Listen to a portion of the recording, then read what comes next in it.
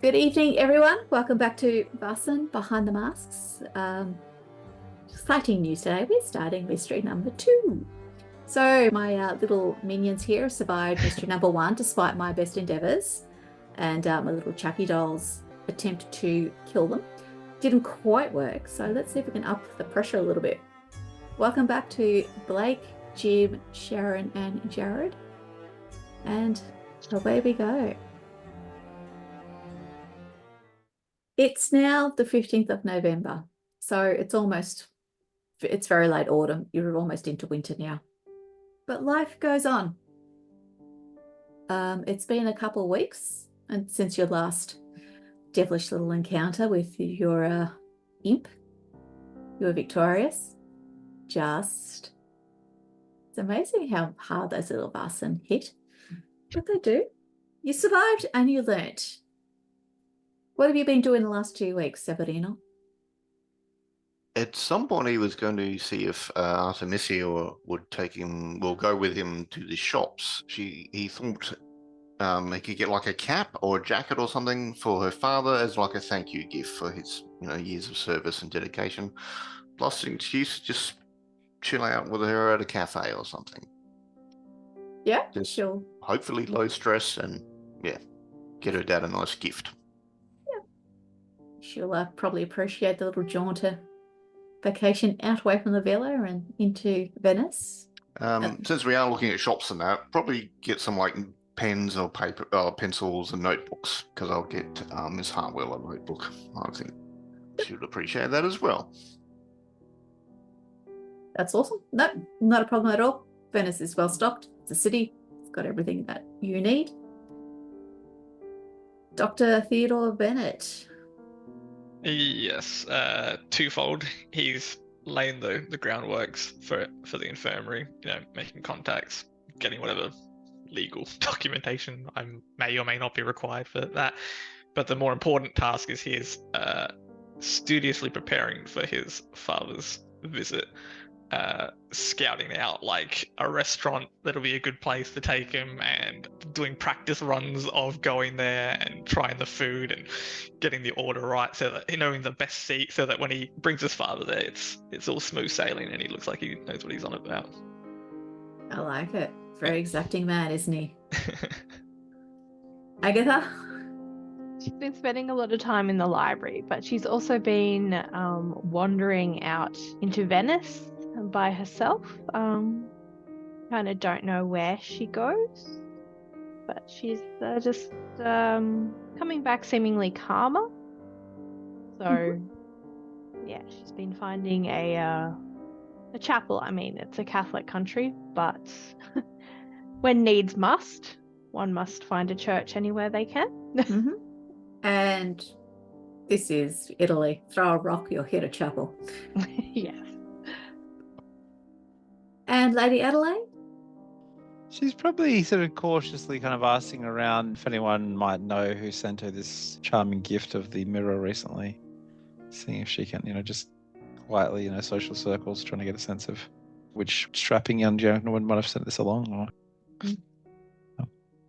No one knows. I figured. Plying your wiles, and no one knows. They're all just as intrigued and... Yeah, it's a mystery. How delightful. This is really interesting. However, last night you're asleep in your bed and you still feel like you're recovering from the whole doll incidents. It was exhausting. It was mentally draining, and it was really confronting for you. This is all new to you, and you're still processing and trying to understand what all this world is all about.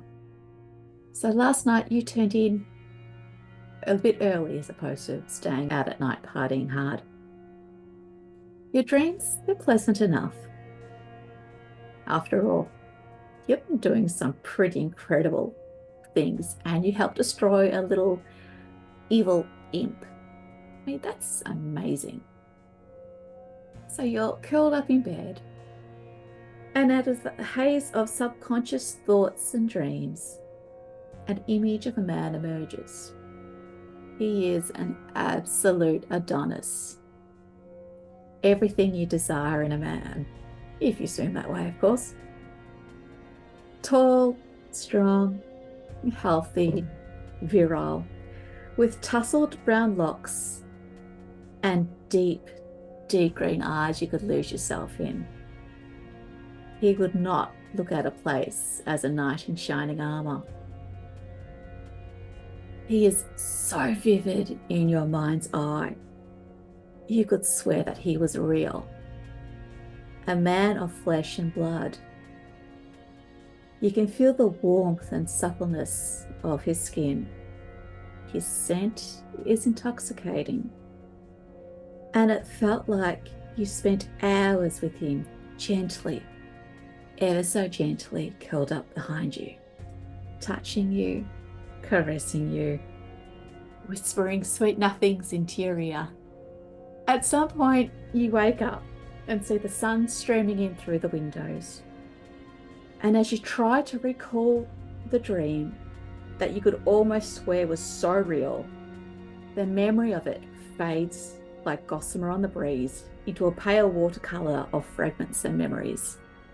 Despite that, you feel refreshed and invigorated, fortified for the days ahead. So, I know, right? You're looking flushed this morning, Lady Adelaide. Yes. Would the dreams carried on into the waking world, but I had the most delightful dream. Yes, it definitely was. So, it's morning.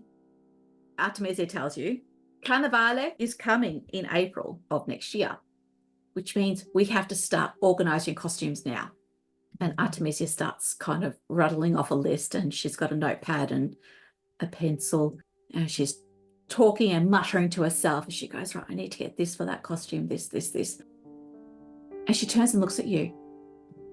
Natale, Christmas is also, it's only next month. It's next month. Oh, we're going to need to go shopping. Dr. Bennett, could I please trouble you for your assistance and some time? Of course. Can you go to the tailor? He apparently cut his hand badly yesterday, and he may be in need of your services, but while you're there, he's got some cloth for me. Can you pick that up? Severino, can you please escort Adelaide and Agatha through Venice, as I'm sure they'll want to go shopping and get some Christmas gifts. Delightful. Can't Okay. wait. I think she wants to get us out of the house. Whatever make you All think that. right. Hide our presence. Yeah, I'll find a hat that covers my face a fair bit, and I like if you ladies would like to go shopping, I can escort you and keep an eye on things. Good, That's good. capital. It seems we are going shopping then. Yes, She'll look kind of puzzled at Art. it's a good day. The markets are out today. And before the weather turns very bad, you don't want to be doing this when it's snowing. Today's a good day for it. And you, Dr. Bennett, I'll give you instructions. I'll draw on a map where the tailor is. Yes, thank you. And that's exactly what she does. She very quickly sketches on a map the two bridges you have to go through and the two alleys. And then you find there'll be a little tailor shop deep in the heart of Venice. Yep, he'll pack up his doctor's bag and what season are we in? Late autumn, almost. You've got only 10 more days or so of autumn before into winter. This is 15th of November. Okay, so he'll wear something relatively warm and then yeah, he'll head off. Okay. Thankful that he doesn't have to go shopping. You guys, however. So, Severino, Agatha, Adelaide. Adelaide, you are resplendent in your gown. You've got your hat, you've got your jacket, parasol. You are cutting a very sharp figure. In fact, Always. Yeah. just that little bit higher. Your cheeks are nice and rosy. You are the picture of health. Agatha, you're not too bad yourself. Obviously, your clothing isn't as finely woven and made as Adelaide, but it's still up there. It's still there. So you two both cut impressive figures. And Severino, are you in front of them, behind them, beside them? I'm behind them, scruffy as usual, with a hat covering as much of my face as possible. Yeah, that's fine. You've got your hat, you've got the brim down. That's easy. You've got coat and you've got the collar up. You are totally incognito. The only way someone's going to recognize you is they knock your hat off and look up underneath. Yeah, I am keeping out to be alert as well because I'm paranoid. Who's paranoid? Why would you be paranoid? I have no idea why you would need to be paranoid about anything. Lots of Who reasons. said I was paranoid? Do you guys have any idea what you want to buy? No, we were kind of sent. Yes, we were. That's fine. Well, what don't we need to buy? I mean, we need a dress for lunch. We need a dress for church. We need a dress for dinner. We need you know it. all these you know things. We need shoes to match and bags and hats and doesn't pay to be seen in the same thing. So Venice is famous for its lace, so there's lots of lace and ribbons to be brought. Burano. Yep. we need gifts for all, for the housekeepers, for the members of the house, whoever else. I thought we might acquaintances. get some food as like gifts for the pixies, like peppercorns, something small but strong in flavour. Or Sounds delightful. Yeah, a bit of spice. But yes, Artemisia was right. It's market day, so the shops are all open, but in most of the big plazas, there are stalls as farmers are coming from Italy to sell their wares. You have people coming from Murano and Burano and the other islands around Venice to sell like their lacework and glasswork and whatever they have been making. So it's a proper market. It's it'll keep you guys busy for a few hours easily, I would imagine. Dr. Bennett, you head off through the streets of Venice with your sketched out map. And it's simple, but you actually make your way to the tailor's just fine. He knows who you are the moment you walk in. He goes, you're the doctor. Very good. And you must be? Attilo the tailor. I've got Artemisia's bottle cloth, but she said you might be able to look at my hand. Yes, absolutely. Let's get to that first. And then I'll find in the room the nearest table and just go, please take a seat. And I'll sit with him. I'll put my doctor's bag on the table and I'll just gesture for his hand. Yep. And he just gives you his hand, and sure enough, there's a cut across the palm of it. I dropped my scissors and went to catch it and cut my hand fairly badly. Yeah. It's not bleeding anymore. It's just, but it is a deep laceration. So yeah, should be no problem. I will begin working, and then I'll do some small chat. Just be like, and how do you know Madam Centauro? Oh, they've lived in Venice. Oh, generations. Everyone knows the Santoros. Lovely people. Yes, very welcoming. Yes. So give me a medicine roll, don't botch it, and amputate his hand. But I'm pretty sure this will be really simple stuff for you. Ugh, why did I say that? No pressure. By the way, your conditions are healed, I should say. You've had 2 weeks. Yeah. 2 successes. Yep. You look at the wound, you take your peroxide out, you clean it out as much as you can. Because you're scrubbing it, it does start to bleed a little bit, but that's fine. It's good clean. You can't suture it. It's in a crap place to suture. So best you can do is really bandage it, put some pressure on it, and say in a few days, just keep stretching your hand so the scar tissue doesn't allow the hand to claw up. And there's really not much more you can do beyond that. Yeah, and I'll just tell him that if the wound doesn't seem to be healing, or if there's any issues, you both know where I am and you know how to contact me. Very good. Thank you, Doctor. Here's your material, and he'll give you a wrapped bundle with a leather strap so you can carry it. So you've got bundle and doctor's bag. And just as he's doing that, another customer walks in and he starts to talk to her. And thank you, Doctor. Yep.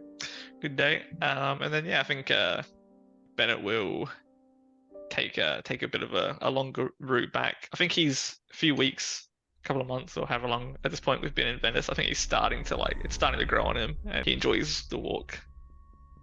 So as you're walking through the streets of Venice, you see a commotion along one of the banks of a canal. You watch as several gondoliers are clustered around the bank, working on dragging something out of the water. On the footpath, several steps back, you see a woman with a couple maids standing several paces back, crossing themselves and whispering with their hands over their mouths in shock and horror. You watch as the gondoliers drag the sodden body of a young 25-year-old man out from the canal.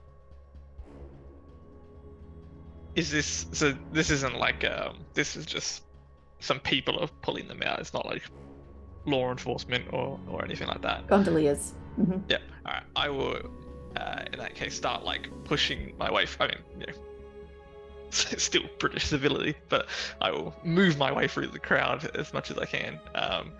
And yeah, I will attempt to get to the body to see, Yep. you know, if they're alive. I suspect not, but you know. Do you tell them you're a doctor? Yeah. Yeah. I'll, as soon as I get resistance, you know, struggling to get through the crowd and stuff, I'll be like, doctor, please. And then, yeah, I'll kneel down. Yep. You know the word for doctor in Italian as well. So they do part way for you. And you kneel down by the body of the young man and give me a medicine roll. Shaken, not stirred. Yes, he's dead. He's dead. He did. So, you want to push it or you want to run with it? I actually do want to push it, yes. Can't be embarrassed in front of all these people. There we go. Oh, 4 successes. Awesome. That would be an extra success. Excellent. Okay. Yes, you kneel down over him and you start doing a clinical examination with your eyes in the first instance. He definitely deceased. His bloodshot eyes are open. He's staring up at the sky. His skin is clammy and cold, with his lips blue, and a white frothy liquid spills from his lips. You can see that the body is that of a young man. Interestingly, there's not a mark of violence on him. And as you run over him with your eyes and then with your hands, as you start to maybe look under his hand or turn his head from side to side, your initial observations suggest that maybe he's drowned to death rather than froze in the frigid water. And he's still really fresh. So he probably went in 3 or 4 o'clock in the morning. He's not starting to get that rigidity of rigor mortis, so he's still fresh. And you can hear the gondoliers whispering, Aldo, poor Aldo, poverino. And you realize his name is Aldo. He was a gondolier. He's wearing the striped shirt of a gondolier. Now, with your extra successes, you get some more information from his body. As you are looking at the body, you're hunched over their face as you're trying to look at their throat and jaw. And you take a experimental whiff as you smell his mouth, because you're expecting to smell alcohol. I mean, here's a young man. He's not been hit over the head and he's in the water. Your logic dictates, okay, he's probably gotten drunk and fallen in and drowned. Yeah. But you don't smell any alcohol in his breath. But you can smell a weird, rotting, fishy smell. It's just a trace of it, but it's there. And it's actually really unexpected because this body it's fresh. It really should have no smell.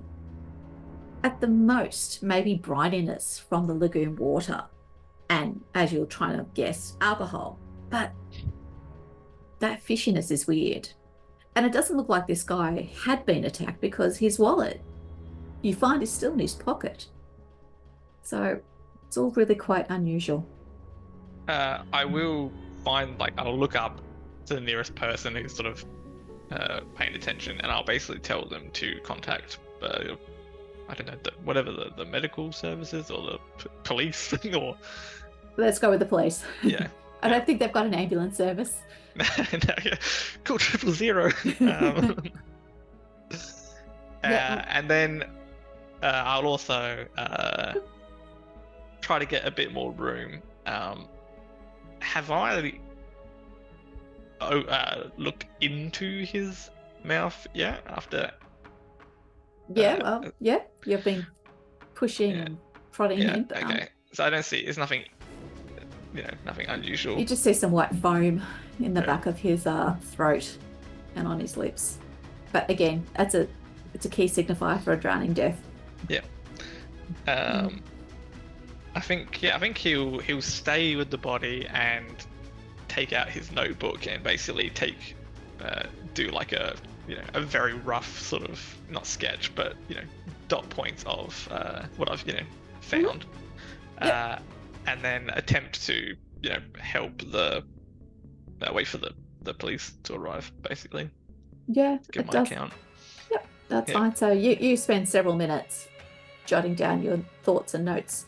And I will keep an eye on the other gondoliers, because if any of them look like they're going to leave or whatever, I will stop them to have a chat, because I want to talk to them once the police have.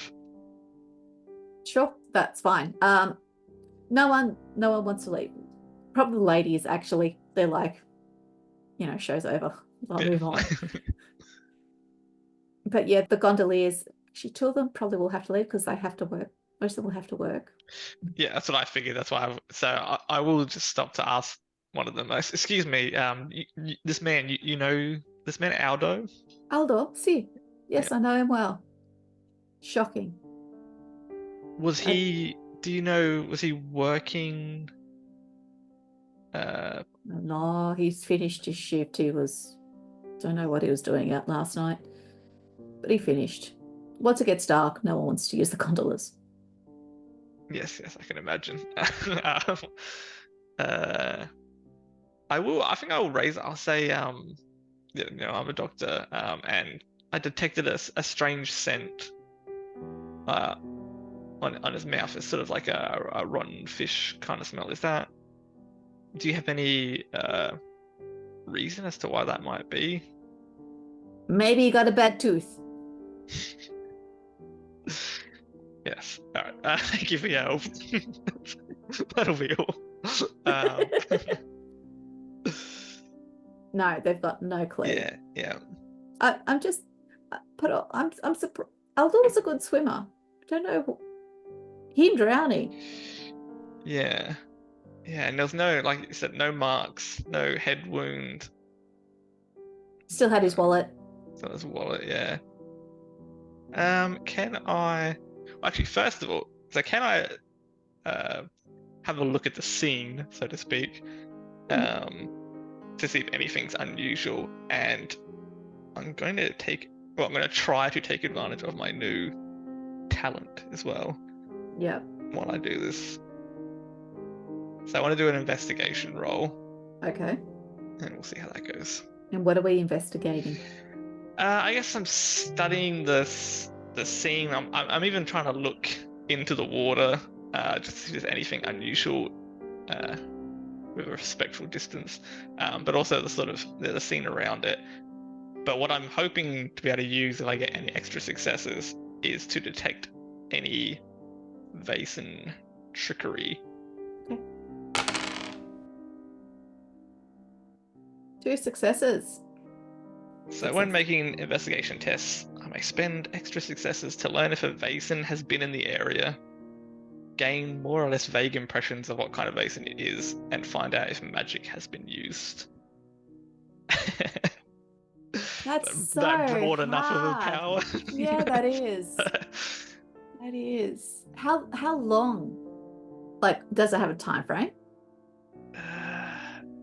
It doesn't say. Yeah, I mean, I assume it's not since the beginning of time, because that would That would suck.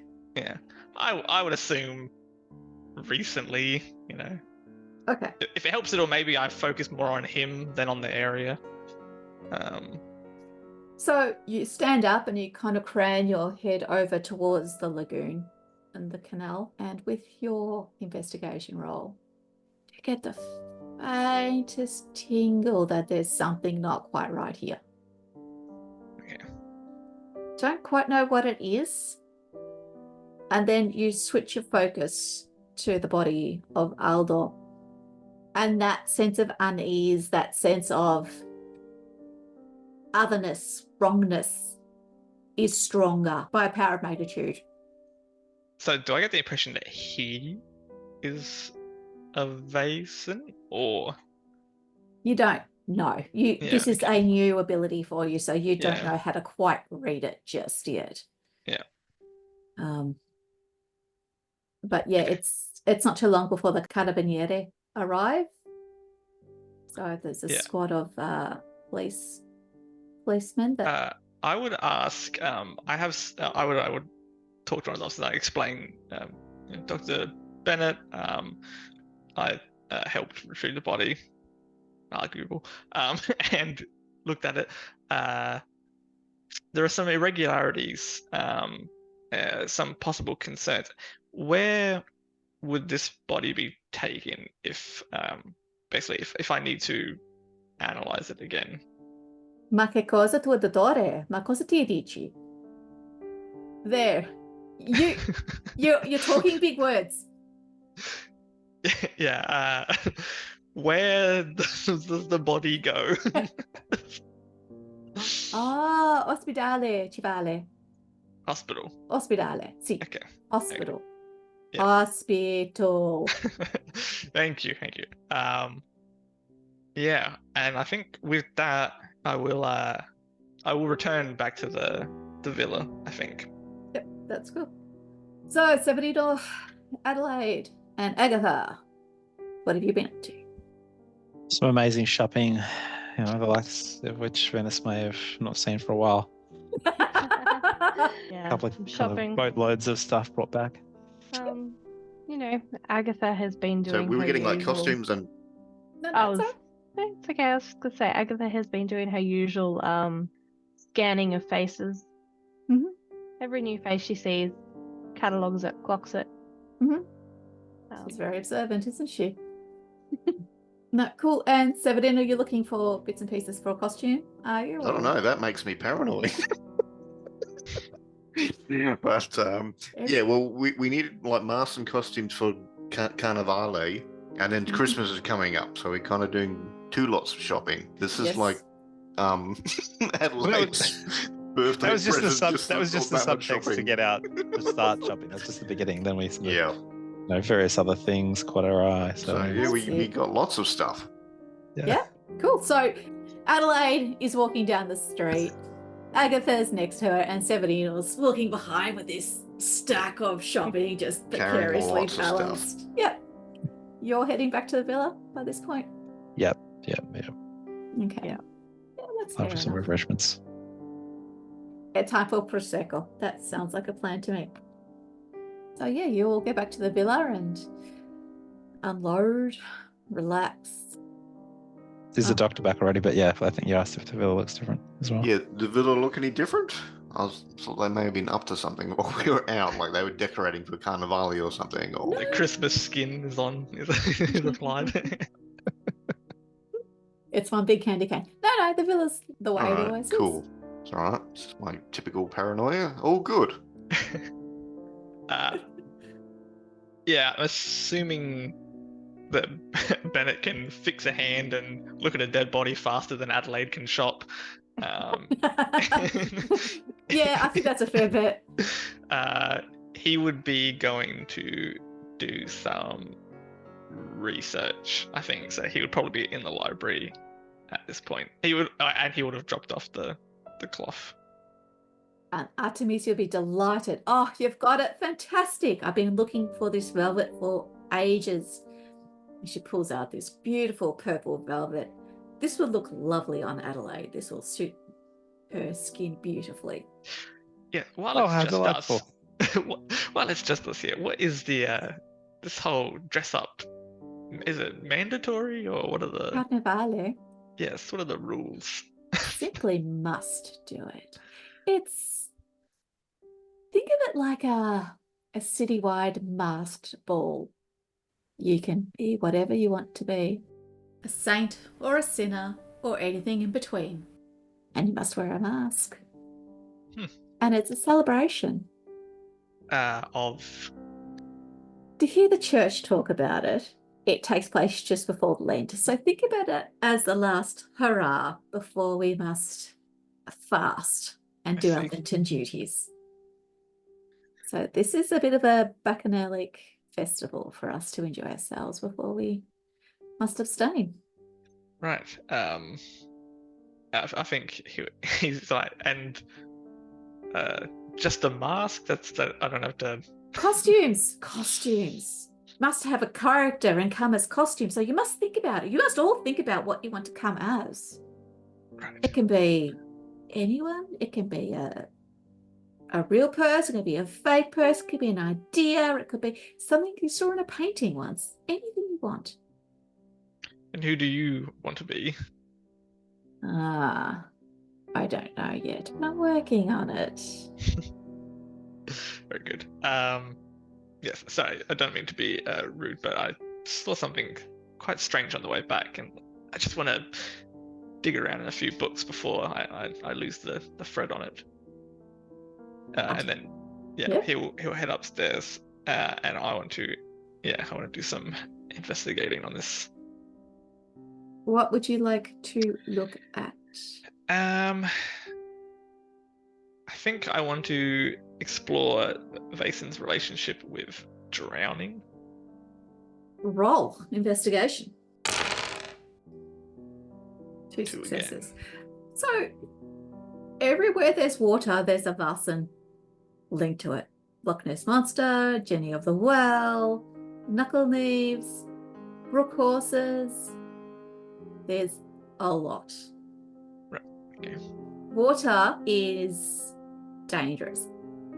And it's one of those things that there's a lot of mythology around it because A, it gives life, it sustains life, but B, it takes life. So there's a lot of myths about warning people not to get too close to water because something will come and snatch you up and drown you. It's a cautionative tale. So there's lots of those mythologies around. Okay. Is there anything about, I guess, that the smell seems the most unusual, like, or even of the ones that the Vaesen that might be involved with drowning, like how does it work without leaving a mark? Like, is there anything that fits that? It's too broad. Drowning by its nature doesn't leave a mark. It's just literally you're grabbed and put in water and held there until you expire. Well, I suppose depending on how hard you need to grab someone to drown them, I assume there might be some bruising. Oh, well, okay, there might be some bruising, but essentially, yeah, that's... Okay, all good. Okay. Does anyone want to do anything else for today? Otherwise, time moves on yet again.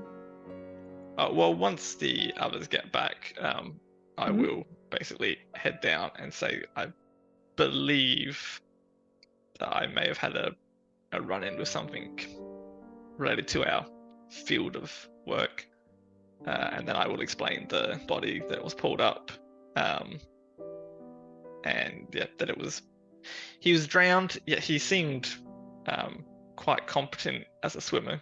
He was a gondolier, and that I detected a strange smell of rotting fish around his mouth, despite that not making any sense of the timeline of his death. And also that, and I think Dr. Bennett would say that he felt a sort of strange energy around the body, something that he's started to notice, and pay more attention to recently. How far away was this body from our home? That's a good question. not close. It's certainly not around the corner. It's several blocks away. Well, probably nothing to worry Did about then. anyone mention this or anything about? Obviously. Yeah. Did anyone mention previous drownings or happening every full moon or anything like that? Or Not at the scene, certainly. I don't know. I mean, there was an article about a body being found, but I assume Venice is no stranger to its periodical drownings, or at least discarding of bodies in the canal. It seems like you feel there's Vaesen and Engel in this. It's more than just a Yes, unlucky drowning. Yeah, it didn't sit right to me. How do you propose we look into it further? It's sort of scant lead. Yes, well, we could investigate the young man. He must have relatives, friends, someone that can give some insight into what he was doing perhaps that evening. CCTV. Hate to break it to you. Is that not in Venice yet at that point? No. Never sure of the technology timeline. I could potentially have another look at the body. Maybe I could pull some strings to be involved in the autopsy or get the autopsy results. See if there's anything unusual in a deeper exploration. we could ask people in the area to see if they've like seen or heard anything that night at that time or around the similar night and time in the area. Thought, yeah, if we could go at the same time, see what we see. That sounds suitably dangerous. Or we do what all good detectives do and we wait for a second killing. Right. See if your hunch turns out to be true. Yeah. I'd rather check out the area around the same time than wait for another killing. That seems neglectful. But if you'd rather remain here in safety, that's fair enough. I'll do it on my own. But, yeah. No, that was very much a Jim comment, not a Dr. Bennett comment. Well, I wonder though, like, what else was it about that made you feel it was Vaesen other than a sort of some sense of it? Like, I wonder if there's any other place we could go looking for them rather than just hang around waiting to get murdered in the canals. Yeah, I think we'd need more information about the man himself Hmm. to see if there's any strange patterns. That's a good idea. Yeah, so I guess I could try to find, or someone could try to find people related to this Aldo. Where do gondoliers go? A lot of gondoliers. It's a big city. Alternatively, The gondolier's bar or whatever, you know. perhaps I will go to the hospital and see if I can get more details about the man. Well, I did see his wallet. Did he have a gondolier license in there? No. No. No. Just had a couple lit in, that was about it. And a key. Yeah, so I'm happy to go to the hospital tomorrow. Or what time is it currently? Probably 2 or 3 p.m. by now. Could even go today, actually, or this evening. Yeah, I might go to the hospital to ask some more questions and get some more details. Is anyone else doing anything? It's an open invitation. I'd rather not go. Yeah, to hanging around a the- morgue is to the Yeah, I wanna go to a morgue, morgue with me. Yeah. They're a lot No. warmer than you think. But no, And yet, if the doctor thinks that there was something strange about the drowning and not your usual drowning, I guess it is to the library and to have a read, see if we can pin it down a little more. Something, I don't know. Does the society have a catalogue of Vaesen via smell? Rather Surely. like the And if not, let's Rivers of make one. London catalogue of Vestigia. Let's start that Excel spreadsheet rolling, shall we? Yeah, I'll so go and maybe stake just, out the area, You're gonna go stake out the area?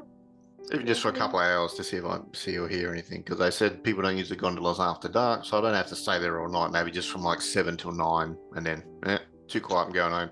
Well, I will say that based off the body, he would have died around 3 to 4 a.m. All right. So slightly less convenient. Yep. All right, well, I can go in the library and help with that first, and then go stake out the area. Okay. And Adelaide?